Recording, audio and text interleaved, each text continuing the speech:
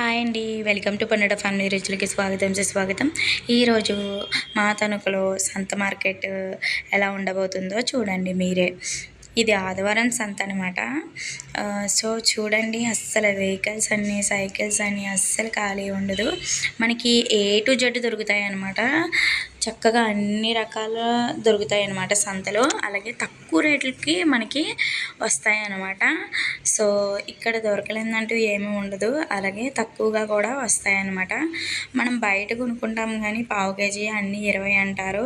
ఇక్కడ అలా కాదండి, కేజీ 20 లెక్కల్లో ఉంటాయి. సో అందరూ కూడా మనం సంత మార్కెట్కి వెళ్ళి తెచ్చుకోండి. మీకు ఖర్చు కూడా చాలా తక్కువగా అవుతాయి. ఎన్నో డబ్బులకి చాలా కూరగాయలు అనేది మీకు వస్తాయి. సో చూసారు కదండి, మా ఊర్లో సంత ఈ విధంగా ఉంటుంది.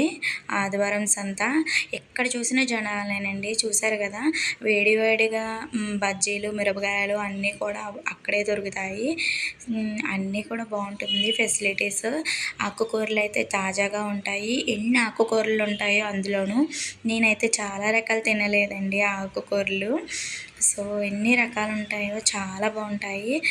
సంత మార్కెట్కి వెళ్ళినప్పుడు పిల్లల్ని మనం జాగ్రత్తగా పట్టుకోవాలన్నమాట, లేకపోతే తప్పుపోతారనమాట. అదొక్కటే ఇబ్బంది, కానీ మిగతాదంతా సూపర్ అనమాట.